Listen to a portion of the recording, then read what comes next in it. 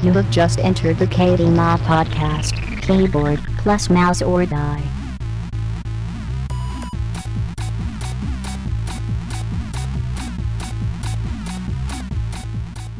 Hey guys, and just go with it. I'm just going. Hey guys, and you guys know what time it is. It's time for the KBMOD podcast. I didn't even look up what episode we're on. I think it's 17. 17, yeah. Good. 18, bro. Oh wait, 18? Is it? We're legal, baby. Wow, that's great. And we are DTF. We're wow, because we've been fucking a long time, but now it's finally legal that we're 18. Yeah, we've been together for a while, but We have 18 straight. I mean, that is nothing to sniff at. I know every week I make a big deal about this, but 18 in a row without missing a beat or a week is pretty good. I know. We're catching up to the best podcast on the internet, PKA. Yeah, you know. It's called No Lives. Is what we have. That's what we have right now. Just gaming and podcasts and websites. I just flashed my phone to a new ROM, guys, because I was bored. And all went well, huh? As Yeah, it did, Keemstar says the PC gamers are all losers and we're fat and we live in our mom's basement. Hey, dude, can't hold a job, don't have families. He told me that he you guys? made $1 million last year. Did you know that Alki David ejaculates $1 million? just sucked that right out of there, didn't you, Keemstar? Oh, man. Oh, wow. Yeah, those who live in glass houses throwing stones, bros. I'll tell you. I think we're pretty safe in our glass house, Scott. Oh, yeah, no, I'm not talking about us. I'm talking about comments from DJ yeah. Keemstar about calling anyone a nerd ever. Is a little... Yeah, look at that facial haircut he's got going on. Jeez. Little hypocritical. But yeah, let's not you know, that'll sour the whole cast if we talk about that. So let's go somewhere else. What have you guys been up to this week, gaming wise, and Skyrim for me today? 5.5 straight hours. Wow, dude. After buying it. God, I didn't think I was gonna be like that quickly pulled in. Fantastic game. Oh my God, man. Unbelievable. Killed my first dragon about an hour and a half ago.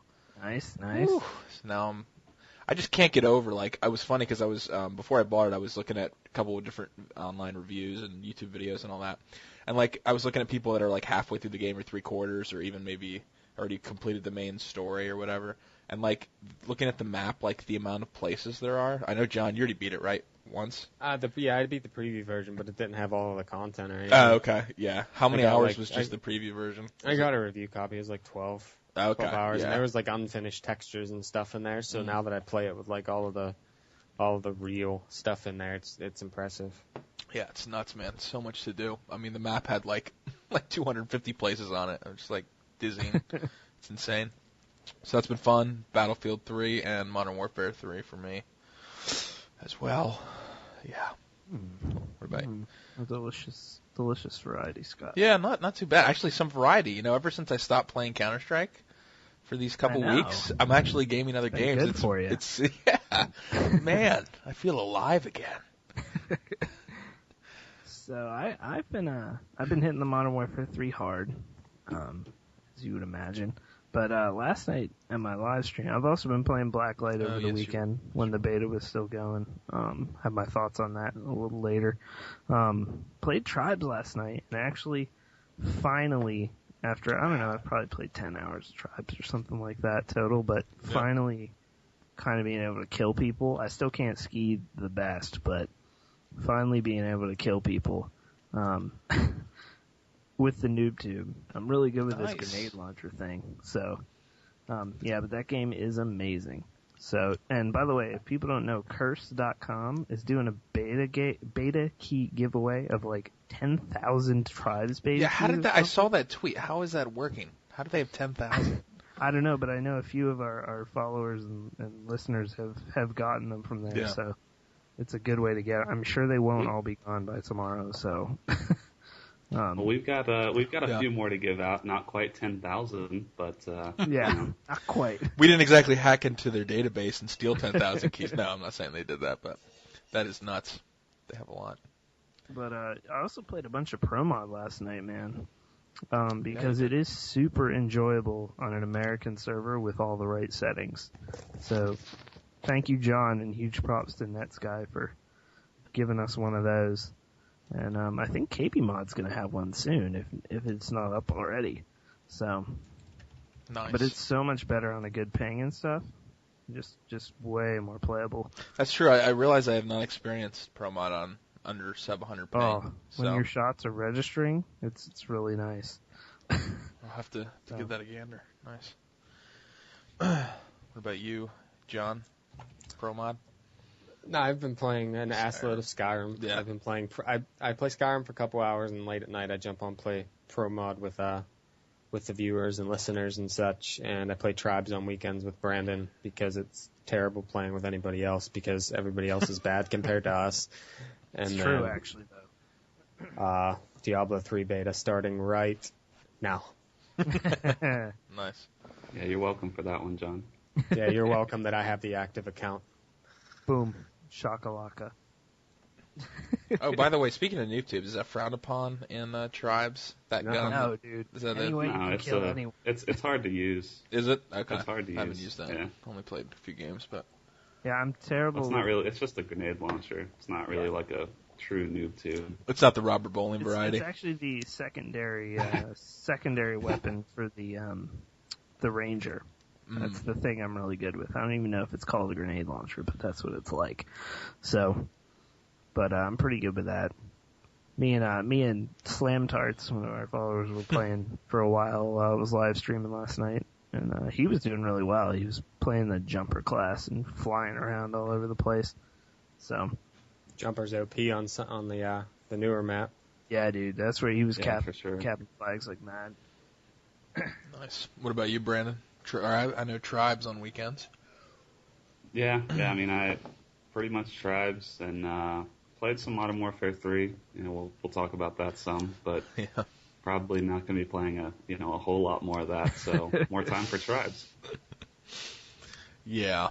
Well, Modern Warfare 3. That brings us nicely into the first topic, actually. We now interrupt your scheduled programming to bring you an urgent broadcast from the front lines of America.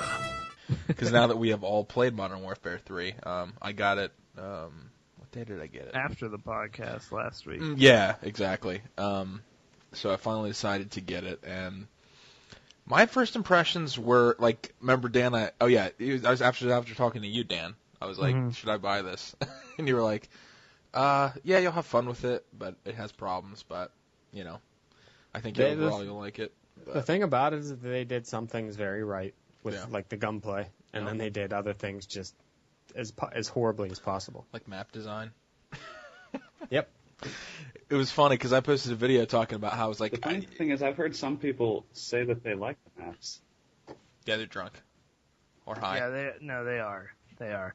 Because, I mean, there's 16 maps, right? So, right. Because I looked this up today, and there's 16 maps. Yeah.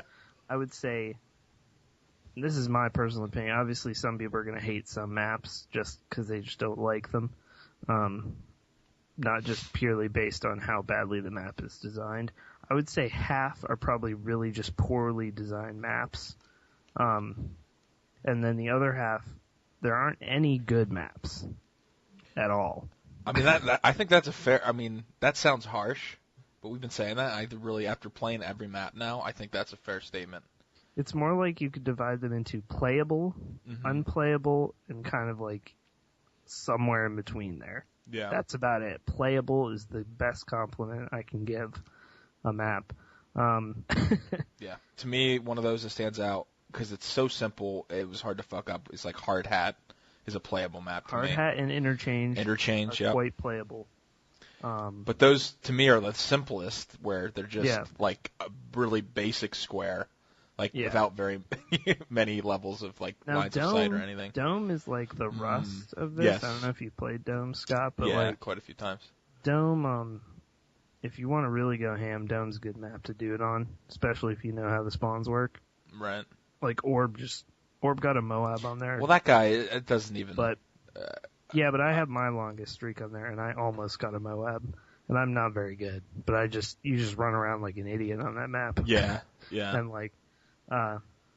but you rapes all the things on that map. Yeah, exactly. And but it's just so small. Like all of it, that's the main flaw of every single map in the whole thing. Yeah. They're just too small. They're not as vertical, I don't think, as Modern Warfare 2. They don't annoy me like Modern Warfare 2 did, with as far as the lines of sight and different cubby holes. But, God, the bad maps though are just so bad. Like so bad. It's bad when you go in a lobby and immediately everyone votes for one map because they're all just like, oh, fuck that. We're not playing that other map at all. What was that? It starts with an arc on it? Arcade. Yeah. You go in there and you see Arcade, and it doesn't matter what game type it is, you're just like, fuck this. It's not happening. Man. Tell them you can at least have some fun in a party because you're just going to stomp people. Doesn't make it a good map, but, I mean...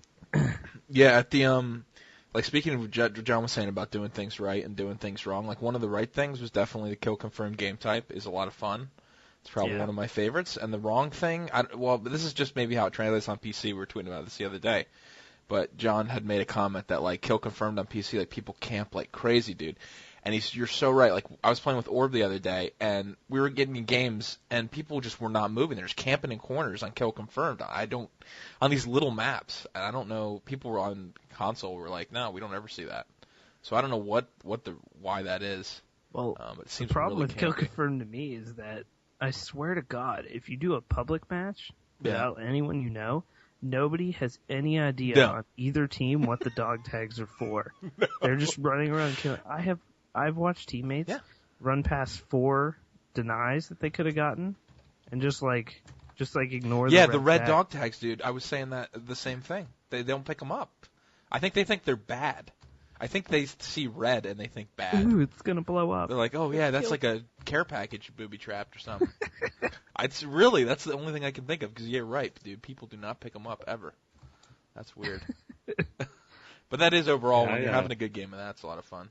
But I mean, I posted a video on it, and I just don't. Yeah.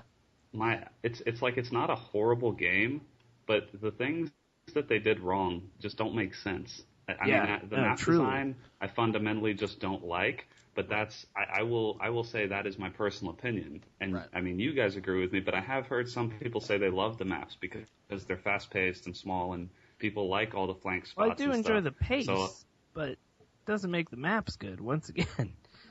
Right, but so I'll take that out of the equation, but the other stuff just doesn't make sense. Like, not all the other stuff that we don't have, like the field of view and all that stuff that I imagine they had to take out. Right. Not like they wouldn't even have to add that. They had to take it out to neuter the game for us. And that, like, when you're reducing my enjoyment of the game by taking simple stuff like that out, I'm not excited to play the game. Like, I would rather play other things, and that's kind of where Call of Duty is for me now. It's not that it's a bad game. Like, I can enjoy it, especially if I'm on with friends, and on with you guys, and we're in a game together. That can be fun, but it's just not. It's not like an experience that I crave anymore, and it's not something I think's worth $60. Yep, and the thing for me is Modern Warfare 3. I was really pumped for the game.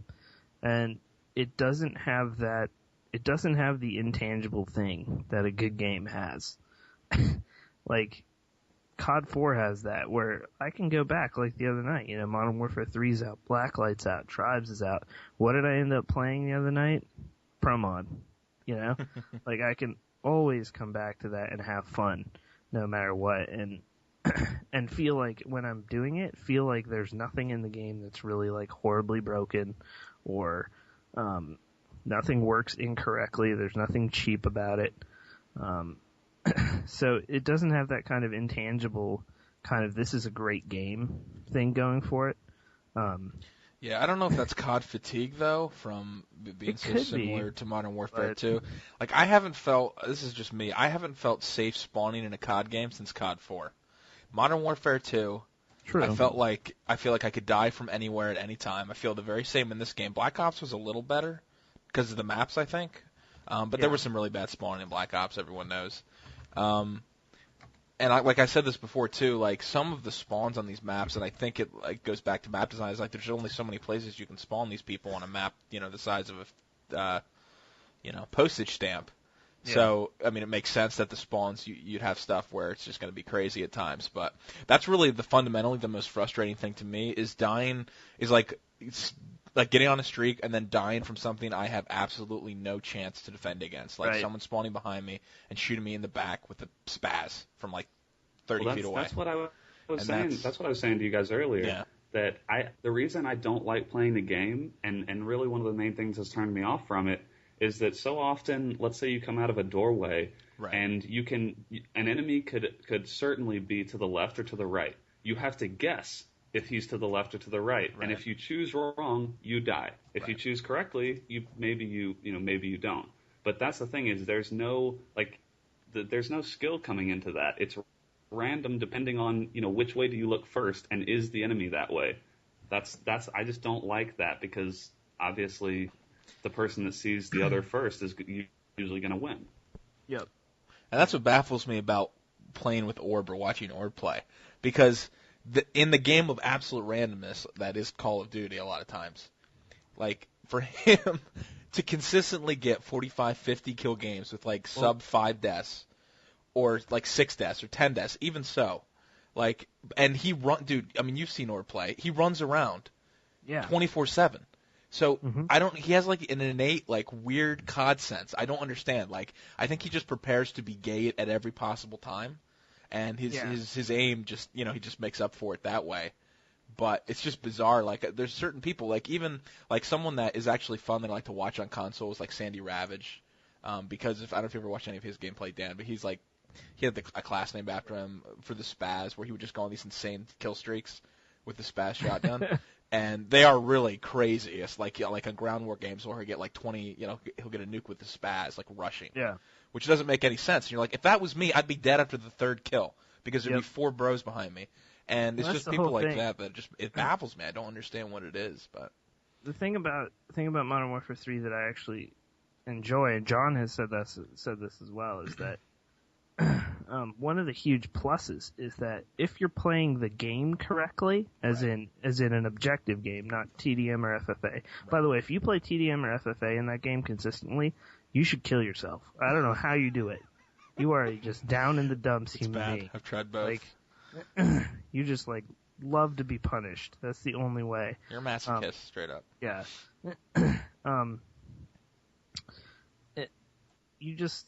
Wow, I forgot what I was going to say. That got so heated.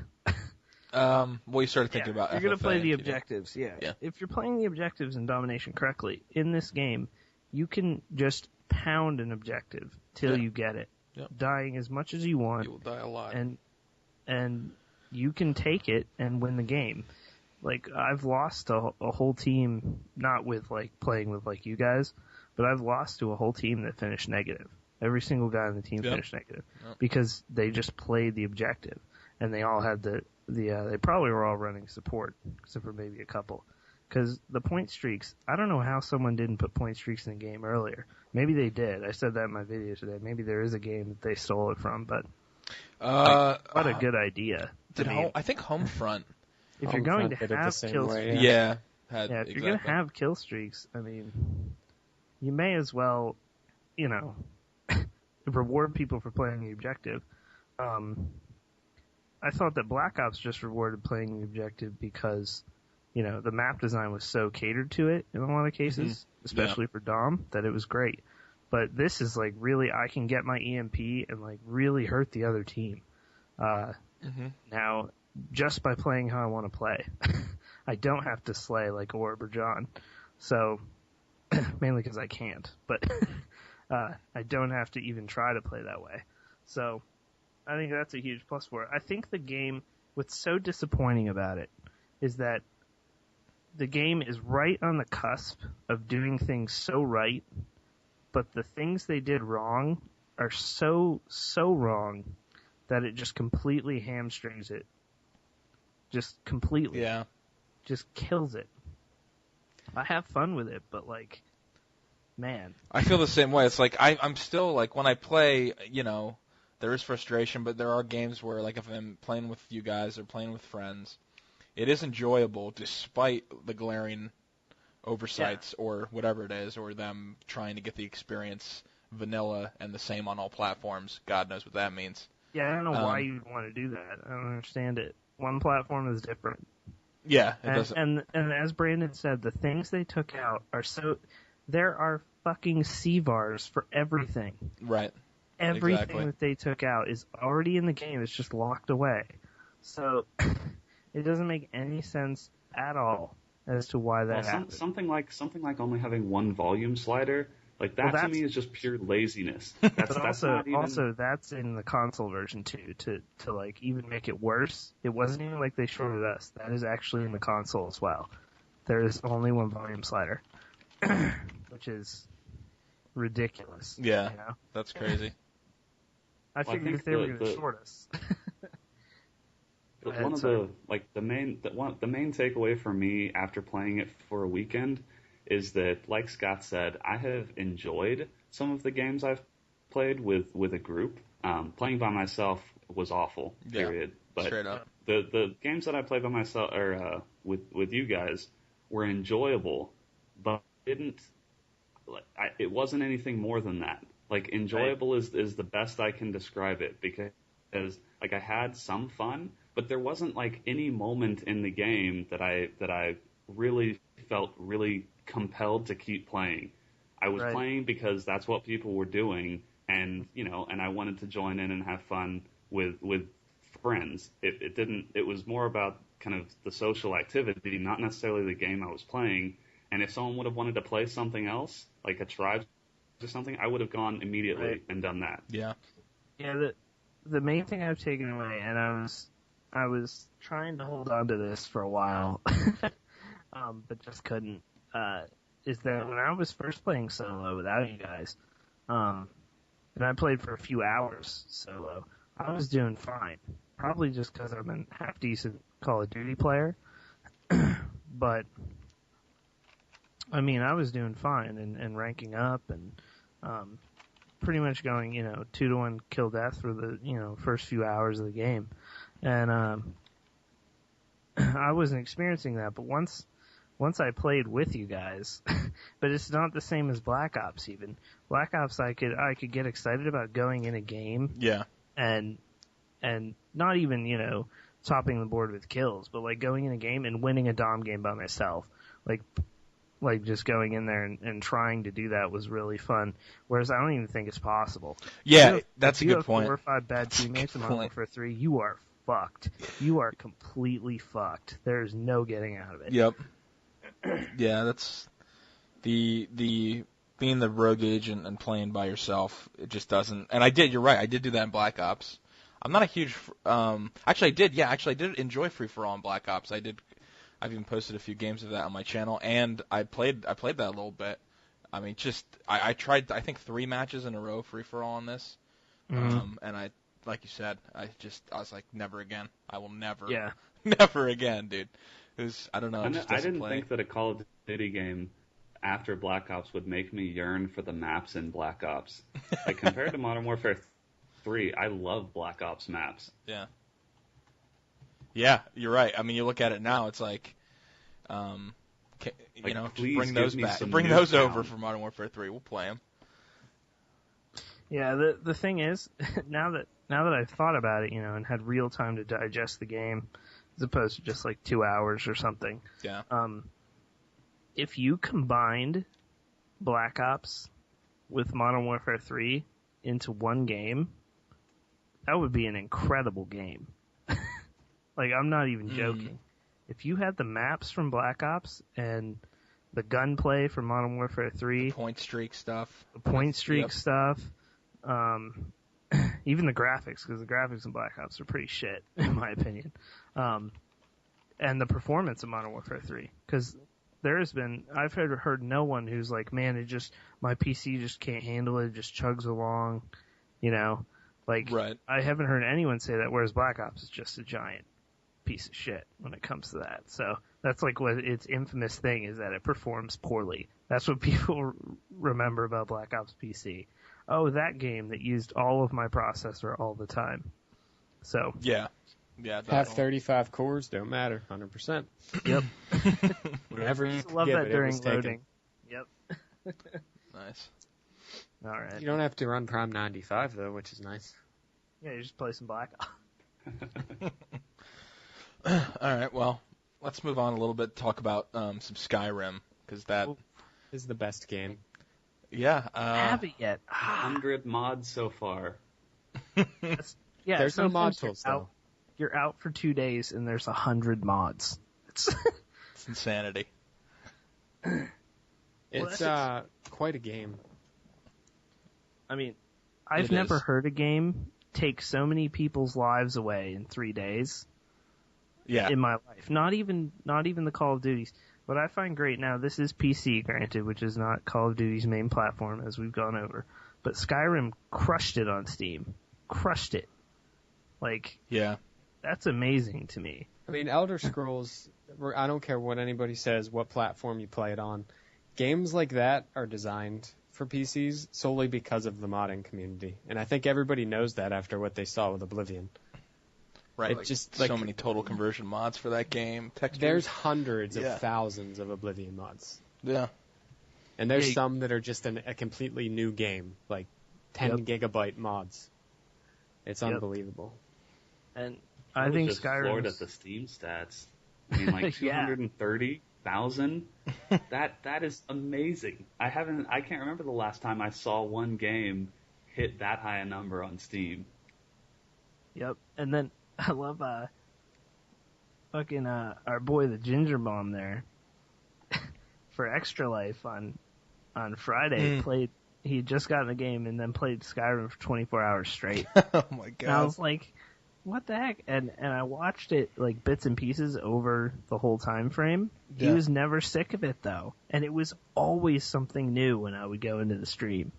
It wasn't like I mean, it's like doing the same content. It was like it's an insane technical, just not just technical, but just game achievement. I just can't. I would love to. I'd be curious to see how many lines of code that game is. Like, you know how they always talk about. I think when Doom 3 came out, it was like insane that it had like 1 million lines of code or something like that. Like that was a big deal. Like I mean, just all the interactions of stuff going on. Like, it's always like, and we were just talking about this event actually. Before the cast a little earlier, I think Biz was talking to Dom about it. Like, how everyone, like, the game is different for everyone because you don't make the same choices. You might not do the same quests at the same time. You might choose a different path. Like, it's insane. It just never, and the game basically never ends.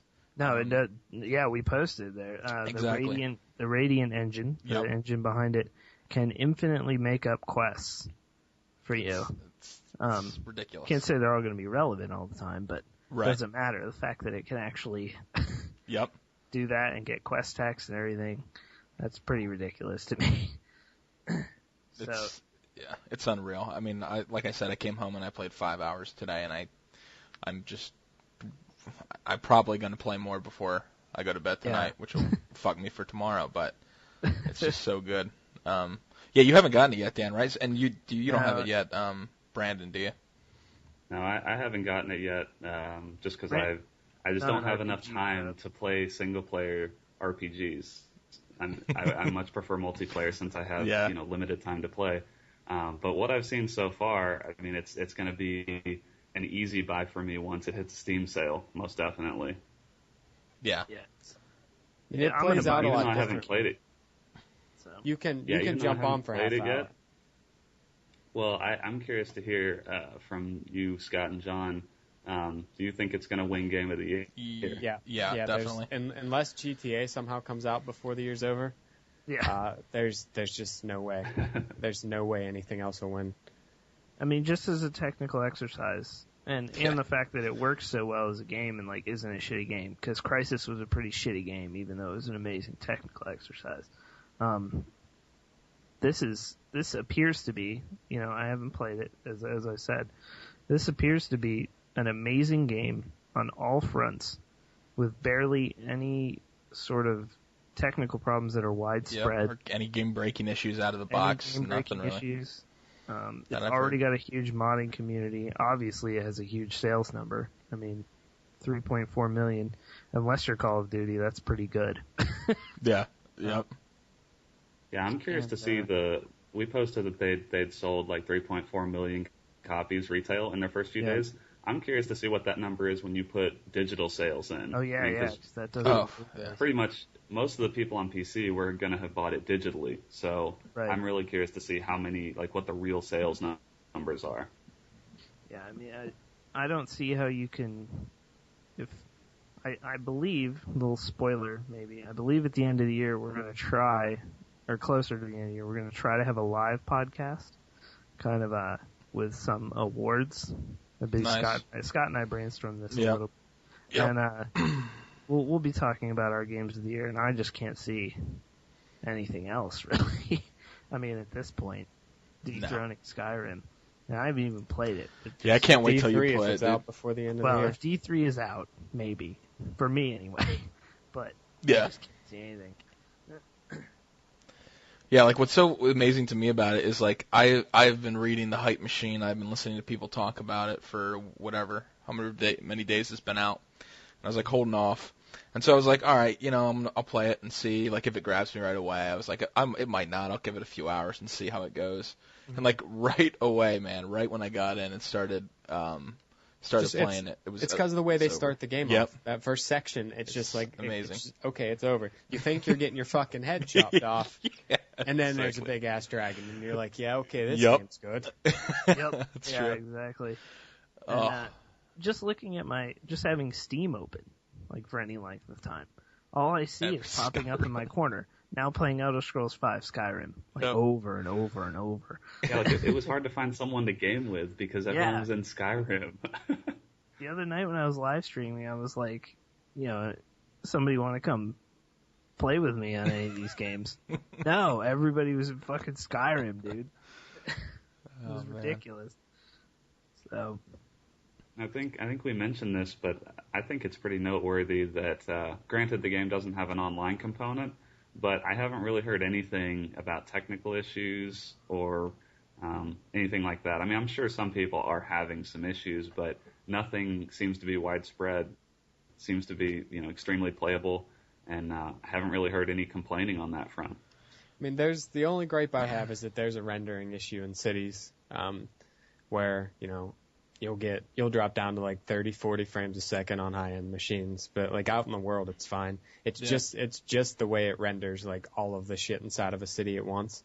Right. Because it's not using any more CPU or any more GPU than it would be out in the world. Mm-hmm. But it just doesn't render correctly and it causes some frame rate issues. But I'm sure that's a really simple patch for them. Yeah.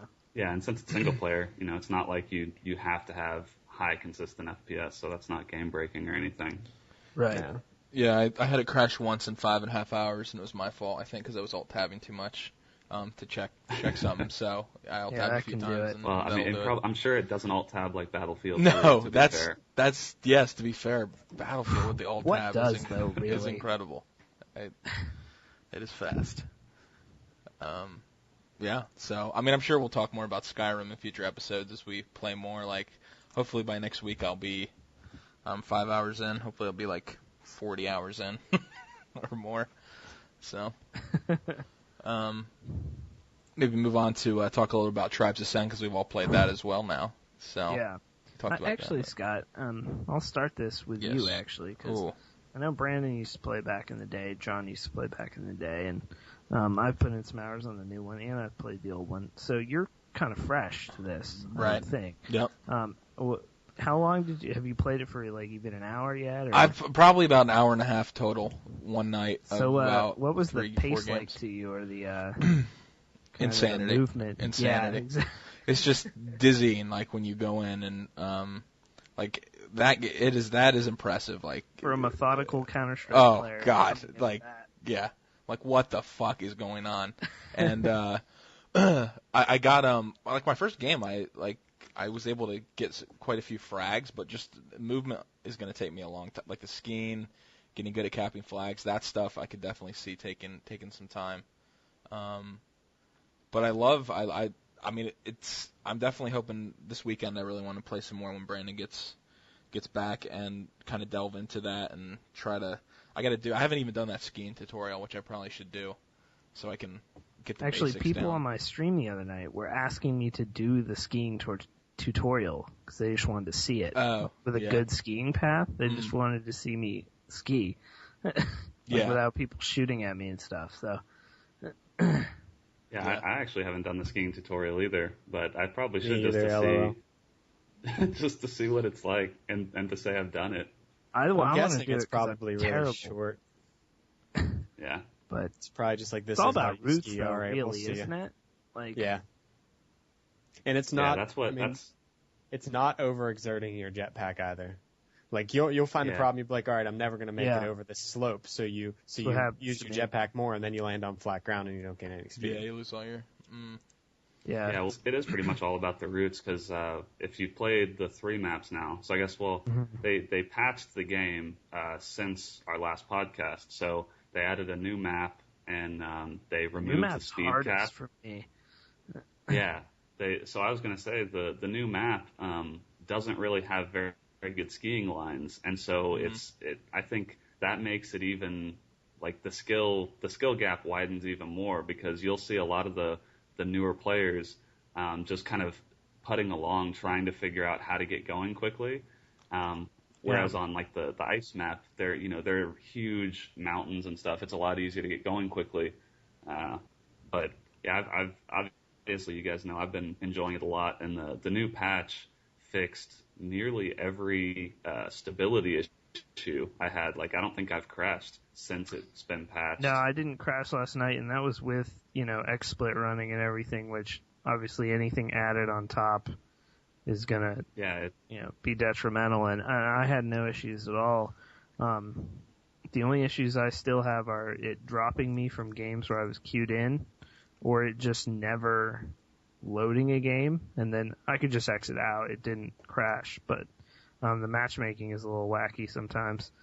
But that's about it. Like last night, I just felt no other bugs or anything. Yeah, it's good to hear because in my just hour and a half, I think I crashed like 5 times. Every time the map loaded. Yeah. There's some sweet map glitches where you'll be skiing 500 miles an hour and you'll just stop for no reason, which is sweet. Yep. Yeah, I've seen that happen. Yeah, they definitely still have some stuff to work out. Like that is infuriating.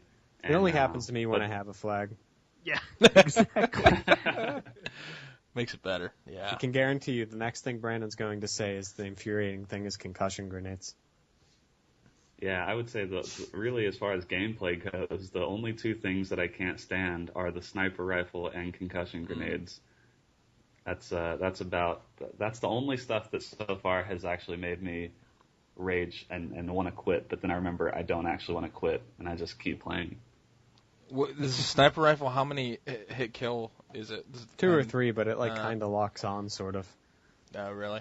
Yeah, I haven't used it. It's just I think the problem I have is that there's no fog or very little fog on most of the maps, so you can get killed by a guy that's just sitting at his base, and all he's doing is sniping. And John and I, or maybe it was Dan and I, playing with some guy on a server who was just camping in the worst spots and wasn't helping his team out at all. He would end up getting maybe 10 or 15 kills in a match, but just absolutely not helping his team one bit.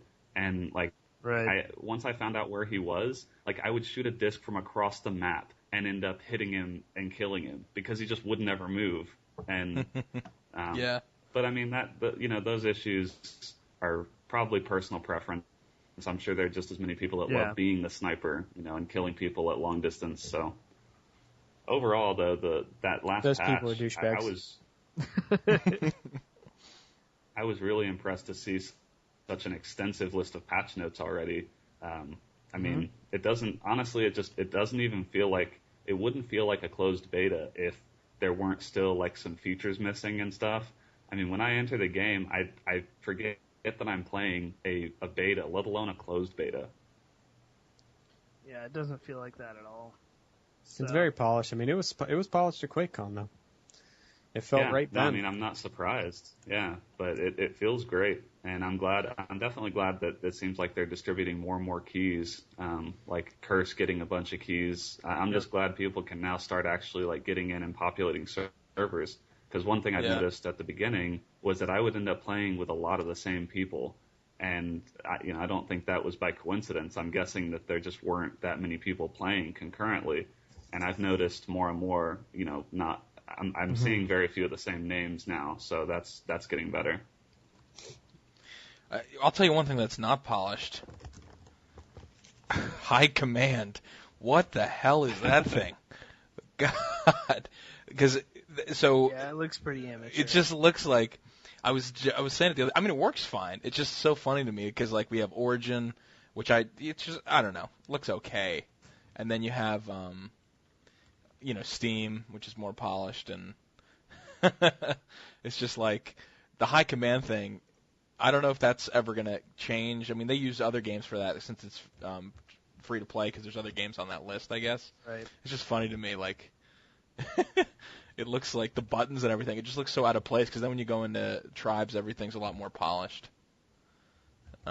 So, I don't know. Yeah, I mean, funny to me. I feel like High Command and the core client for Blacklight, they both feel... Yeah. I mean... they serve their purpose though. They so work, really they work. Also, they're not really intrusive. That's the main thing. If a client Yeah. was intrusive, then That's that true. would be the worst possible ending to that. So.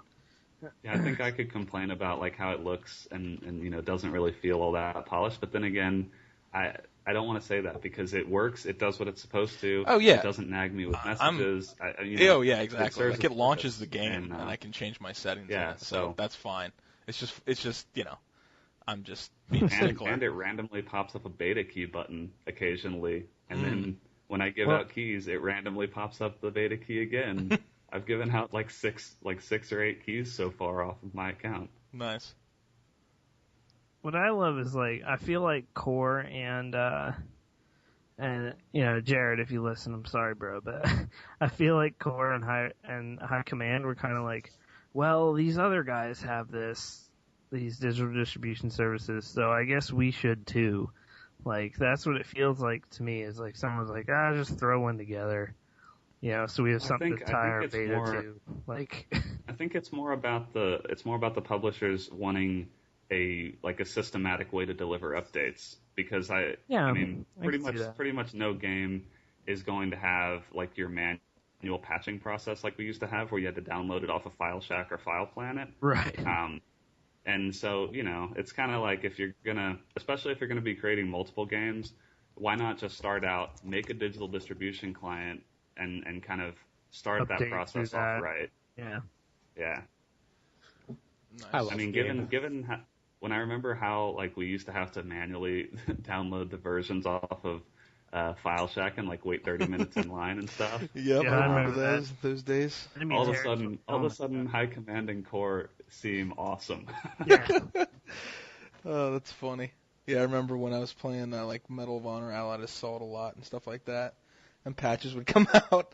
Like, here we go, queue up, let's patch this thing.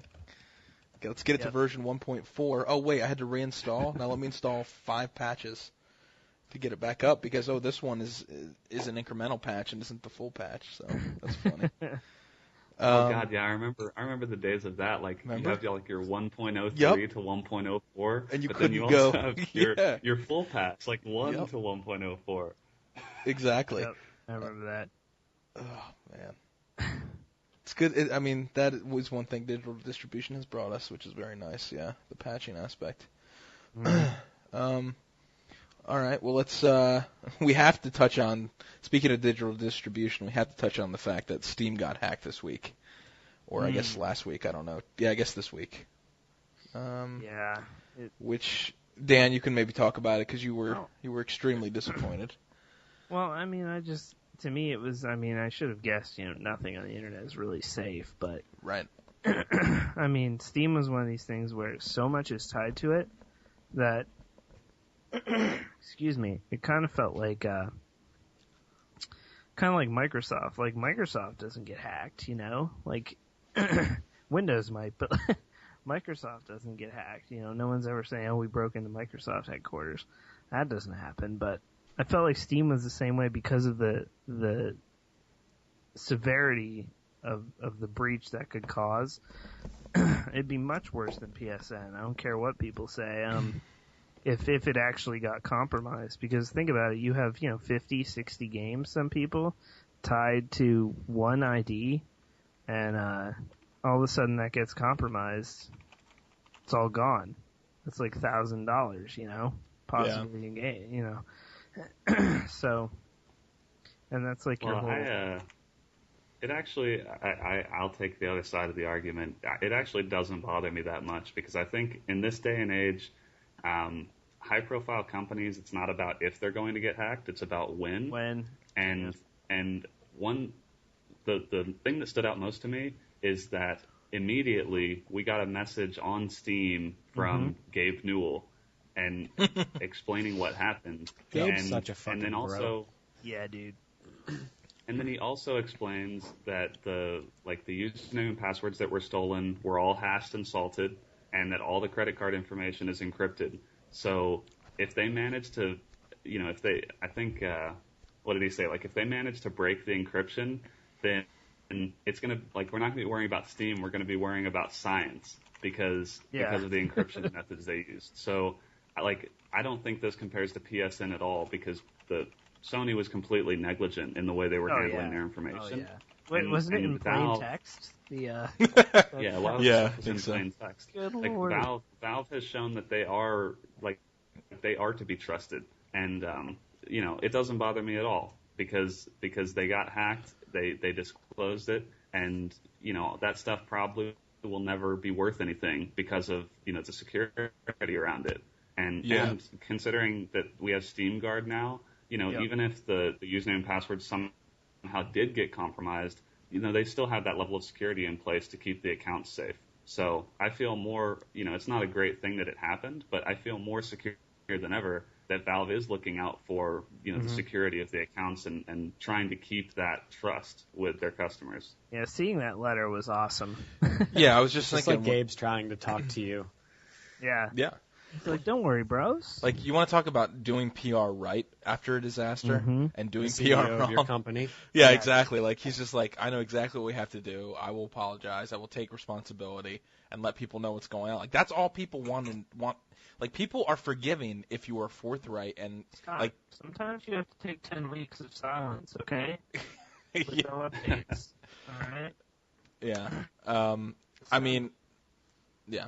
Sorry. But I certainly think, I mean, the way that message read, it read like Gabe wrote it himself. Yeah, it wasn't definitely. PR speak. No. It seemed sincere, and you can't really ask for anything more. You can tell he cares.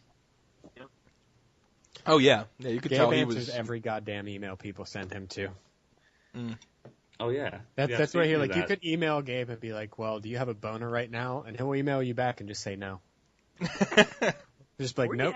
Well, I saw an email posted on one of the websites that had posted an article about this, and they had emailed Gabe about the hack, and he said that I think that they were going to be giving out like free Portal 2 or Dota 2, or Dota 2, no, Dota, whatever, like free games because of this, and I have no doubt that they will do that. You know, that they will, even on top of that message, like I'm sure they'll probably give out some free games or something to make it right with customers.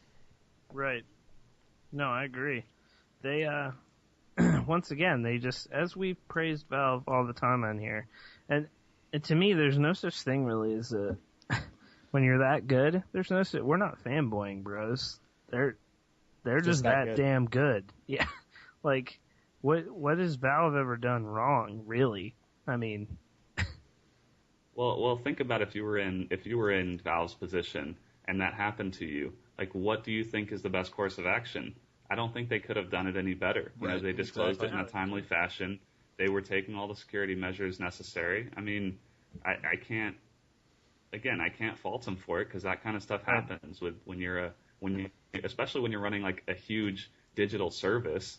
Honestly, I'm surprised that it didn't get hacked before this. Mm-hmm. So props to you, Valve. Definitely. We should have winners of the week, and Valve is a winner of the week, even though they got hacked, which is impressive for how they responded, or more importantly, how Gabe responded. But all right, well, we are burning through time quickly here, but I real quick wanted to do a quick roundtable discussion on something that was brought up in the forums on kbmod.com/forums. Go sign up if you haven't. Little plug. And please do. yes, definitely. Talking about, someone was asking, I forget who it was, but they said, well, actually I know the name, but I don't know how to pronounce it. Seones, I think. Sinones or Siwans or Sinones, something like that. Yeah. Yes. Yeah, he's a good bro though. He gave me a alpha beta key for BF3. Alpha beta key. He should have gave you a key for Counter-Strike. Yeah, I know. Do you have a Go key already? I do have a Go key. Yes. Okay. I've had it. By the way, if you like us, send me a CS:GO beta key. Thank you. There you go. For me. Don't give one to Forget Brandon. Brandon can only play games 2 days a week. Yeah. Sad truth. So, anyway, so his thread was what is Battlelog as bad as people make it out to be, basically. And overall, the thread was pretty much like no. I responded in there and said, no, it's not. There's some things that are annoying about it, but it doesn't hamper my overall enjoyment, of playing Battlefield. And right. My point was, I said the greater problem, I think, is that Battlelog is going to be the precedent that is set. Other game studios and developers are looking at Battlelog and seeing this as a success for the most part, which it is. I think it's a kind of, I don't really agree with Battlelog, but they have implemented it well. And, so these big marquee titles or the big budget titles, I think will definitely start going this route. And I think you are looking at the true death of the in-game server browser for some titles, not smaller ones. Like I think games like Blacklight and Tribes and stuff like that. Like Brandon, you had tweeted at me today and talked about that. How you think those will stay around, which I agree with. Yeah, I think we'll still. I think you're right. Definitely for the bigger titles that want to create a lot of engagement. Honestly, I'm surprised. I don't think we didn't touch on this in the news, but like Call of Duty Elite potentially not coming to PC. Right. That kind of surprises me, just because. Not that I'm disappointed, because again I don't care, but I think you'll see the big budget franchises start doing some kind of Battlelog type things to create more engagement and keep people interested. But I think there's a lot of companies that just won't have the resources to do that, because like Battlelog, I can't imagine how much of an investment that was beforehand, and I think it's paying off for them now. But that's a big risk to take. Yeah, that's right. I don't.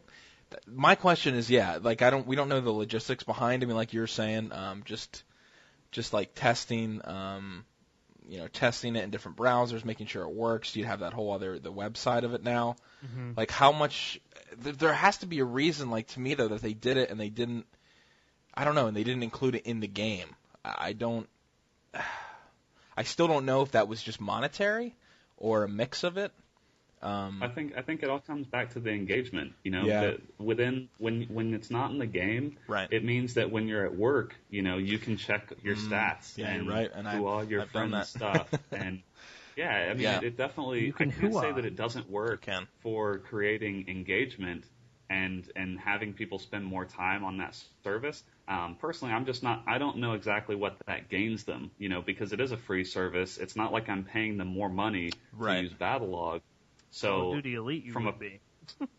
Yeah. I mean, you wouldn't be. From a pure monetary standpoint, it seems like it's costing them money, but I'm sure that there's a way they're justifying it through the continued engagement they're getting from all the people playing the game. Yeah. Well, I mean, I could see. I kind of disagree with the premise that more things are going to put server browsers in that kind of a thing. I disagree with that because I think it's frankly probably easier to put the server browser in game. I would think. You would think. Even a AAA title, I think, would rather have the game. But I think you will see more things like Call of Duty Elite, for sure. I think it's going to be more on that side of things, where that has all the Battlelog stuff, stats, social interaction, friends lists, all that kind of stuff. Yeah.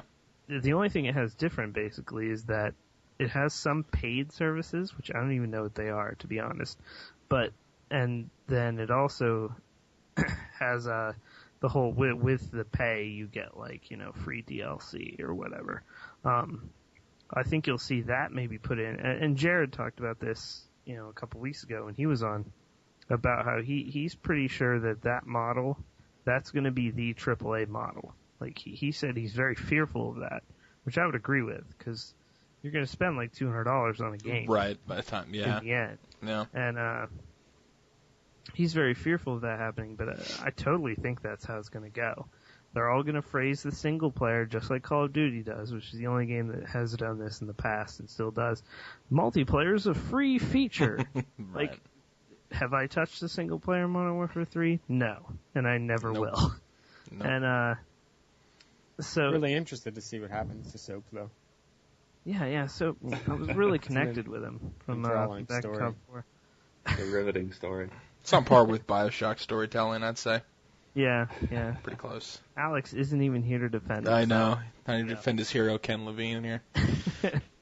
But I can definitely see the online service thing, and as we talked about with Jared and a little bit last week, the whole free-to-play thing is going to have to lend itself to that type of thing, where, I'll pay to see, my stats online and compare them with everyone else's and get some DLC, and maybe I didn't even have to pay for the original game. Right. But I'll go ahead and pay this fee for this, for sure. Like, I think you'll see that happen, and more publishers try to get in on that, rather than just microtransactions. I think you may see more games start to try to emulate sort of Battlelog type things, like maybe make more of their services more web-based and that sort of thing. But one thing that's, I think, to EA's credit is that, it is pretty impressive technically. Like, that's a entirely different skill set, I would have to imagine. Just the integration, than coding a game. Coding a website of that magnitude is no easy task. And so I'm kind of afraid that we may start seeing sort of some subpar imitators for games. And, given how poorly some games release already, I can only imagine trying to, for some games to try and integrate with like a web service for their server browser. So this you look at all the problems that EA had, and that's a huge budget title. There's not going to be many games coming out soon with a budget as large as Battlefield's.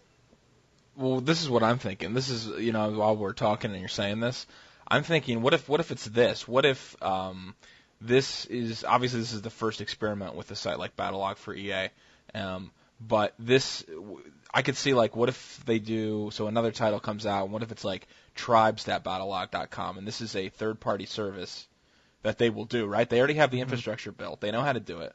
They know how to integrate games into it, or they can. Like, I'm thinking of this as maybe, I don't know, and I'm sure they'll do it for future EA titles or whatever. I can see that already happening. But what about, like, even titles that they don't own, and they say, listen, we have this service. You can run your game through this. That, to me, that's a huge money-making opportunity as well.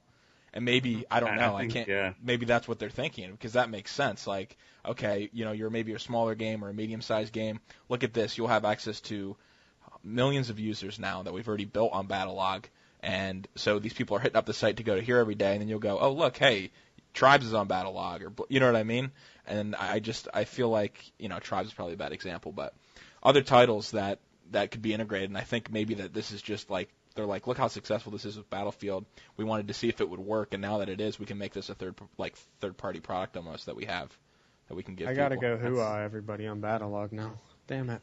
Yeah. I don't know, that's just the thought. I have no proof of that, but it makes sense to me. That could happen. It seems they're definitely trying to pimp out Origin, to people. Yeah, exactly. I could easily see them try to do the same thing with Battlelog. But I think that if they do anything like that, they're gonna have to have a lot more like Origin and Battlelog integration than they do now. Oh, yeah. I don't think you can try and sell both services separately. And so I think, it would probably be smart for EA to kind of create that synergy there, and say, hey, we'll not only can we put your game on Origin, but now we can put it with Battlelog, and there's this integration. I think EA probably has big plans, something like that I'm guessing we may see 2 or 3 years down the line. Right. Yeah. Right. Yeah. Well, definitely. I don't know. I don't hate Battlelog nearly as much as I used to. I just troll it real hard. Yeah, it really works. Not bad. It works well. I can hooah everything everybody does, and I can also troll Modern Warfare 3 in my status. Yeah. Currently it says 91 FPS. Modern Warfare 3 is the best, and it has hooahs, and that's important to me. Sound like it would be important to you. I think, I don't really mind Battlelog either. Now that it's working, I think that was really my biggest concern all along is it actually going to work? And there have been some growing pains, but now that the one good thing is that they can patch that independently of the game. And we've seen that. They just one day implemented server queues. And, I mean, admittedly, that was cool. We didn't have server queues, and now we do. Right. So, there are some good things it does. I think more so now, my hatred is for Origin, not necessarily Battlelog. Yeah. What did Origin ever do to you, bro? Made me unable to buy Battlefield 3 on Steam. To load a game. That's true. It did make you unable to buy Battlefield 3 on Steam. That is pretty bad. Maybe if when I clicked the Origin executable and it logged me in, if it didn't immediately crash afterwards, maybe I wouldn't have a problem with it as much as I do. Or when it does decide to load, takes like 35 seconds even on a solid state. I mean, Origin's fantastic. By fantastic, I mean they haven't added a new game to it in like 8 weeks, but strong. Well, apparently you get like Burnout Paradise for free. You fucking get Tiger Woods PGA 2008. Oh, nice. There's the title I want to play. I mean, that's a PG title. That's a PC title right there. AAA. Hey man, that was back when Tiger Woods mattered. He's been playing some great golf lately. He's relevant. He was like 1 stroke behind a lead this week, and going into the final round, I don't really know what he did. He probably went out and boned like 50,000 chicks the night before the final round. But, he was doing okay. Oh God, speaking of that, I was watching. You guys seen that South Park episode where the Tiger Woods PGA Tour 10 or 11, I forget what year it was, is him getting beat up by his wife and like they're playing the game. Oh, it's incredible. Oh God, South Park. Anyway, do we want to move on to questions now, Dan? And now it's time for Twitter questions with the KBMOD podcast. I don't know, Brandon. There's a lot in here. I can just go through. I'm getting robot voice again. Hold on. Uh-oh. I'm not. I'm clear. Okay. I'm clear. Good. I've got a few questions here. Okay. First of all, I think one of the most important questions that I've read tonight was from Fancy Amoeba, asking, will sliding around on laminate flooring in my socks prepare me for skiing in tribes? Yes. Wow. Yes. Without I think undoubtedly, yes. I don't even think it's a... Buy a jetpack, though, so you can use that in your kitchen as well. You might want to... Doesn't he have to grease the laminate flooring for more speed? Not if he has quality socks. If he has gold toes, he should slide pretty well. Nice. That's a pro tip. Wow. It's a combination of good thick socks, and then also couldn't hurt to maybe do some vacuuming beforehand. Maybe make sure you've got a clean surface. It's true. It's a good call. I want to polish the floor too. I mean, if you really want to get that speed up into the red zone there. Yeah. Well, see, it depends on, are you a casual player or are you going to really get competitive with tribes? If you're just casual, maybe don't polish the floor. But if you're hardcore, I think the answer is there. Oh man, strong. All right. Let's see. Next, got kind of a just a general question here from PD Allen, asking about our amount of care given that we don't have an NBA season right now. Oh my God. The amount of care that I have, there's really absolutely zero because hockey. I don't know if it's so much care as it is pure joy for me that there's no basketball going on. God, I'm going to go with pure joy. NBA I can't watch the NBA anyway. Hockey. I don't even watch. Yeah, I mean, I'm actually more happy that baseball season is over. Yes. More than the NBA is not happening. Come on. Baseball is the worst. Oh no. The worst. Postseason baseball. Yeah, I don't really like baseball cluttering up my SportsCenter highlights. Yeah, dude. Because there's no such thing as a baseball highlight per se. Number one play every day. Some guy makes a diving catch in center field. Awesome. I know. Thanks for that top 10. Thanks for plays of the night. I appreciate it. Wow, I didn't realize you all hate baseball this much, man. Yeah, baseball sucks. Well, I do live in Pittsburgh. To be fair, team, so I can't really talk right now about the Phillies. They have players on the baseball team that probably make less than we do. True. True. Because their caliber of play is no better than what I could provide the team either. Those Pirates hurting for a long time. I care about it mainly because I like watching the NBA once the playoffs start. So not having a season means potentially no playoffs. Do you like the playoffs? That's interesting. Yeah, they do actually. He's from San like Antonio, and he has a good team. Well, yeah. There you go. Yeah, I mean, it definitely helps if the Spurs or the Mavericks, are in the playoffs. But I like watching the games that are exciting, and it's kind of the same thing with baseball. Like, I just don't like the regular season, but if a team I'm interested in is playing in the playoffs, then I'll watch. I like to go to baseball games because I like hot dogs and nachos. Oh yeah, nice. What about popcorn and the seventh inning stretch? No, nachos, because they let you get your own jalapeno peppers. So you get like fucking 12 pounds of jalapeno peppers for your nachos. And that's the best part about that's a pro tip. Definitely get your money's worth on the jalapenos. Mm-hmm. Jalapenos. But baseball sucks. On to the next question. Well, I have see. one. Okay, all right, go ahead then. Because I was actually going to address this earlier, but then we got rolling. So, are you guys worried at all that Blacklight or Tribes will turn from free to play to pay to win? And let me address this now because both games are really, really early on. Tribes actually so far, to me, doesn't feel like that's the case. Because all it really gets you is a few unlocks and some more classes. I mean, really. It doesn't really break the game, at least in my opinion. And I had a VIP thing, so I had a lot more gold than most people to start. All it did was get me more classes faster. Blacklight, on the other hand, I don't know if any of you guys played in this phase 2 with all the new games that came out, but it doesn't feel good to play against someone who's a high level. So if you can buy all that shit right away, and I've tweeted the devs about this, but man, there's this guy, he's level 30 or 35 now. I mean, he's so far ahead, and he's nearly unkillable. I mean, it is ridiculous. You were lamenting I'm not this to bad me at that game. the other day. I'm not saying that, but I'm not bad. This guy was going 30-2, 30-1 every single match, and. But can you pay to get to that level? Like, can you? Yeah, pay because to, you would buy the items with money to get you there. Okay. So, I mean, it just feels like if that's going to be the case, then that's not a good thing. But granted, it's 3 or 4 weeks into the game, so in beta, so they have plenty of time to change. Yeah, I'm that. sure though and you're not listen, the only. Yeah. So.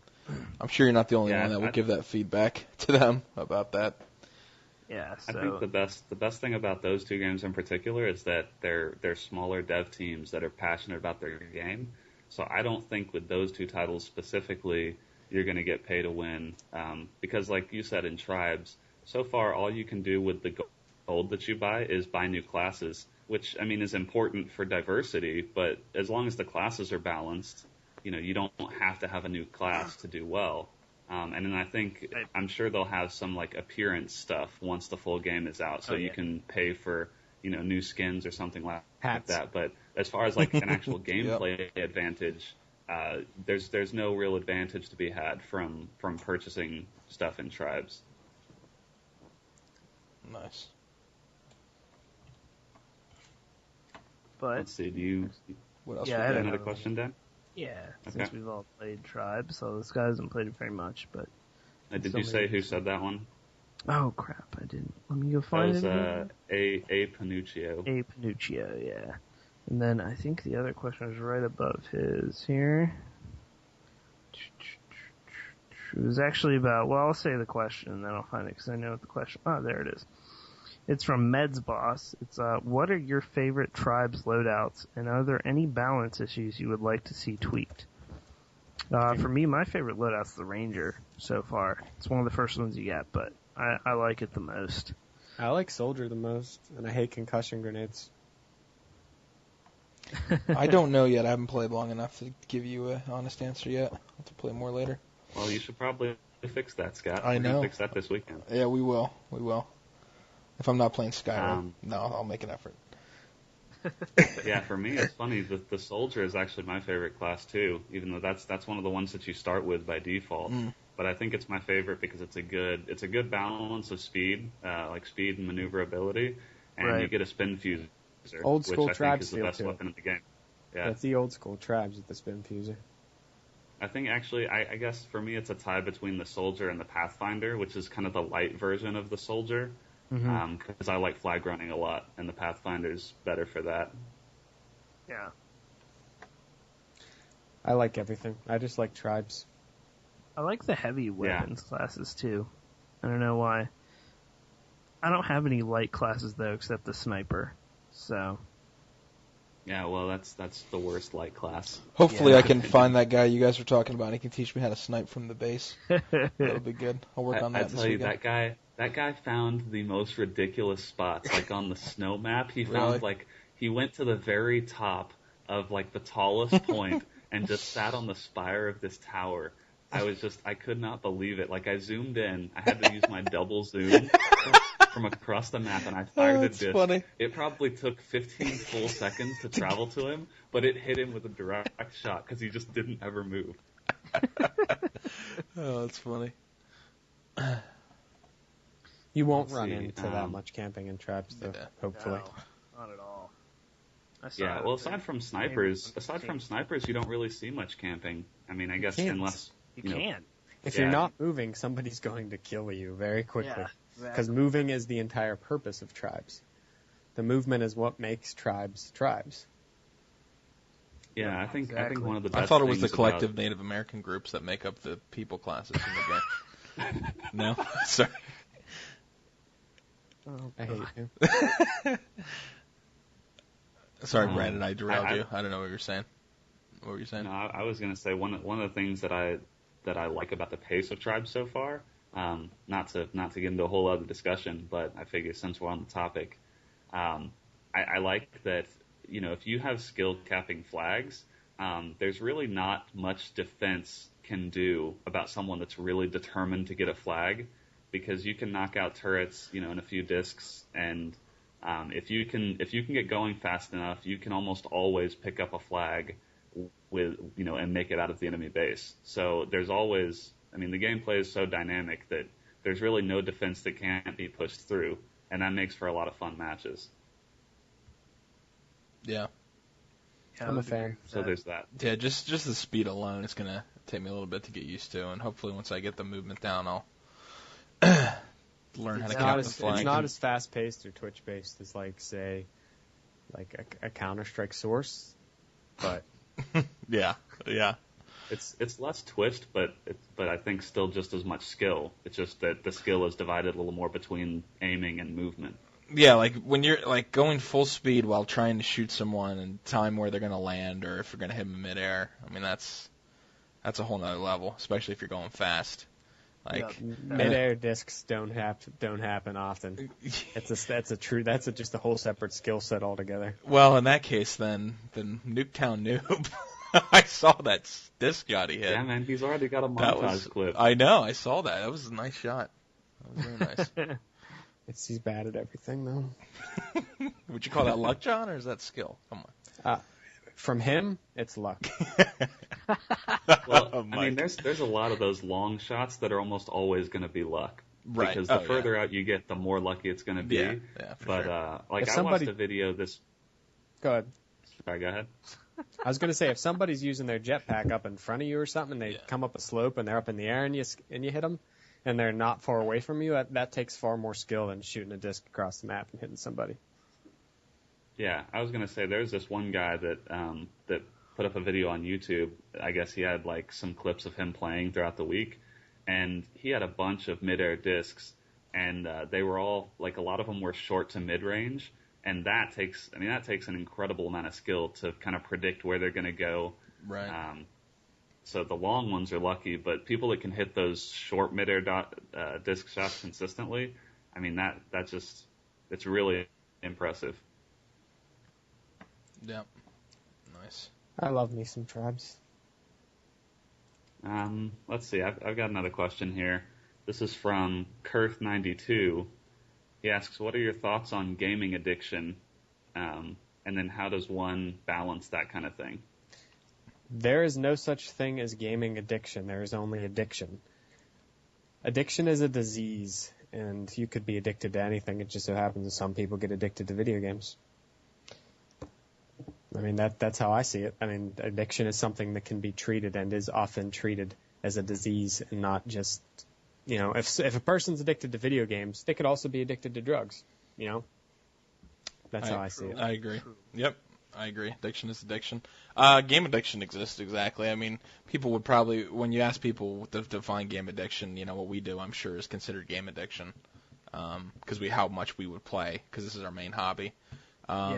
So I would tend to disagree with that. I would say, so it would get into semantics of that, but yeah, I agree with John. I mean, true game addiction, like, if you're not going to work, I mean, Skyrim aside, if you're, not going to work, neglecting responsibilities, neglecting Scott social. just got a promotion, but he's already considered quitting his job just to finish Skyrim. I am. Yep. I am. I'm actually, I really am thinking about calling out of work tomorrow to play Skyrim. It's bad. Hopefully no one at my work will hear this. But, no, I won't. But it is tempting, and that is like, is that where it crosses over? It's like, nah, I mean, I know a guy who was addicted, I'm sure you guys know people that were addicted to WoW, if you guys were addicted to WoW at one point, I don't know. Me and Brandon, yeah, we all were. I know someone, it was me. Yeah, I know somebody who was really addicted to WoW and, did the PvP grind thing. Mm. Shut up. Then he had kids and life had to change. He had people playing on his accounts while he was sleeping, and yeah, I do recall this. Yeah, sometimes you got to. What was that grind? Was that to get to 60 in the original in vanilla? That was a PvP rank grind. Oh, you said PvP, right? So he could get weapons that would be completely worthless in 6 months when the expansion dropped. Or weapons that, right before the next expansion dropped, somebody could get in 45 minutes of PvPing. I still have a title. That's the saving grace right there, is a title. Nice. General Jot will live on. I actually have a story. When I was, I guess it would have been my freshman or sophomore year of college, somewhere around there, when Burning Crusade came out. Oh, God. So I went to the University of Texas, and so Austin had some terrible ice storms, really, really unusual stuff, but just crazy weather. And we ended up having the first 2 days of class for our spring semester canceled, and that was the day that Burning Crusade came out, midnight that night. So my roommate and I braved the ice storm in my Jeep. We braved the ice storm and got Burning Crusade, came back, and we probably we played that whole night. We probably played almost every waking hour of the 2 days that we had no school. And I ended up being we both ended up being top 5. Some of the first. No. And it wasn't top 5 because there are other crazy people out there. Top but 5 on our we were faction. one of. Maybe. The only people I remember beating you was that one warrior from Evolved. No, the one chick who was in Eminent had her and her boyfriend playing 24 hours a day, literally, never stopped. Yeah, I mean, we weren't the top, but we were some of the first people to hit 70 on the server, and so yeah, I think gaming addiction is a real thing. But since then, obviously, my life has stabilized since my WoW playing days. You were only addicted because you were able to be, though. There's a difference. Right. A lot of people. I mean, I'm definitely a gaming addict, considering I'll play 30 or 40 hours a week some weeks, but there will also be a week where I don't play, but 5 or 6 hours because of work-related things. Yep.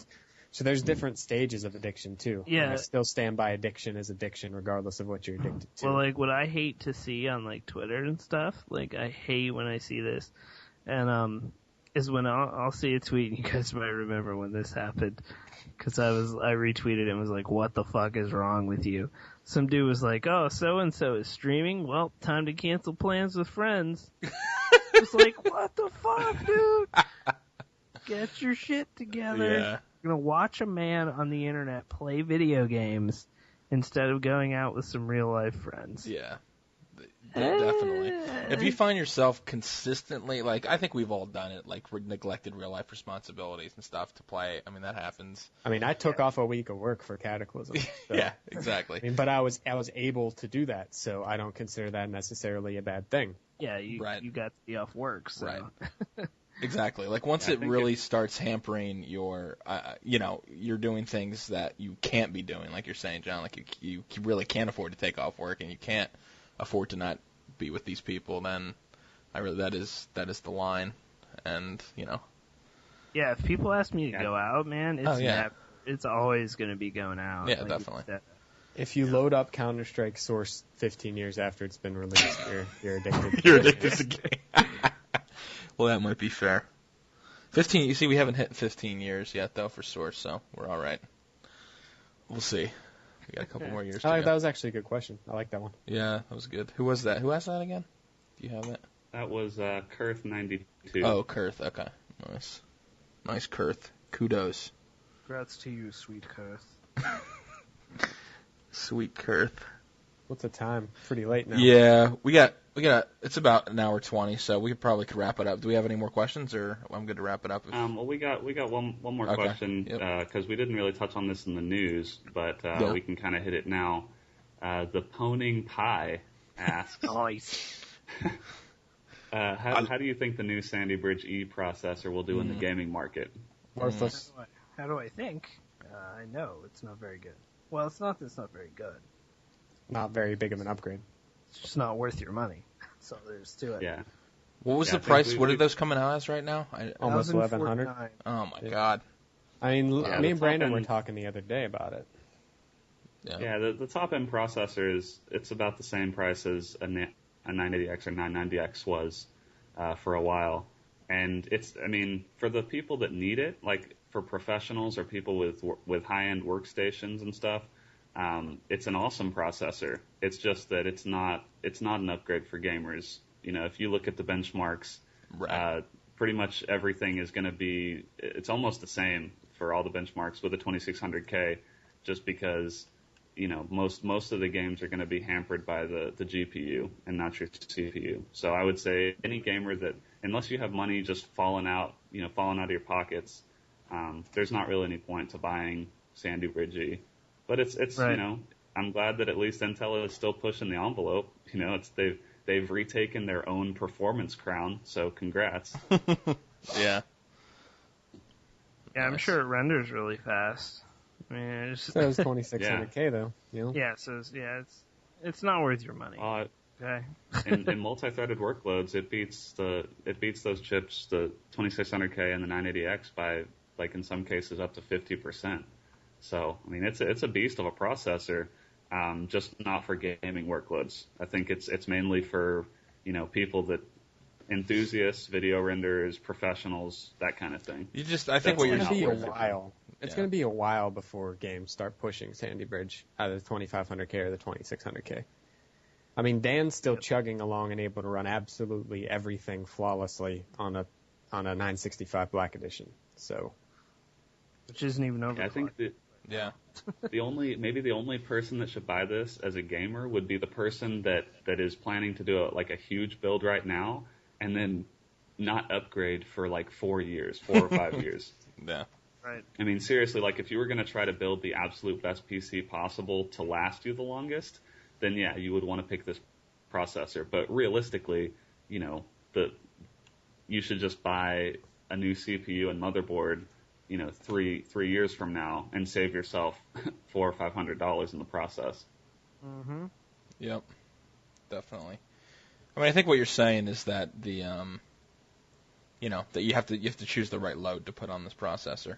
Is what you're saying. Yeah, and like John and I both had a 980X when they came out because those were I got mine substantially later than better. you did. Yeah, I mean, I got mine because it was definitely the best thing out at the time by a pretty large margin. And up until this processor came out, I mean, it's for all intents and purposes, the 980X is still the fastest gaming processor you can get. But that I don't think we don't see that gap anymore between Sandy Bridge and Sandy Bridge E like we did with the Nalem and the Gulftown i7 processors. Yeah.